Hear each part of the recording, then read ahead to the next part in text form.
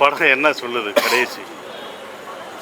அன்பா போதிக்குது. அன்பா இல்லை, எதுக்கு சொல்கிறோம்னா எல்லாம் அண்ணே ஒரு கருத்தை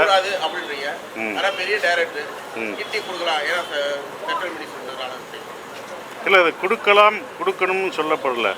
ஒரு ஏழையிலேருந்து அதாவது எவ்வளோ கஷ்டம் வலிமையான, அதாவது ஏழ்மையான ஒரு இதில் இருக்கும் அப்படின்றத அவர் இந்த படத்தில் சொல்லியிருக்கார். என்னென்னா எவ்வளோ கஷ்டம், எவ்வளோ இது, அதான் சிஸ்டம்னு சொல்கிறார் அவர். இல்லை, சிஸ்டம்னு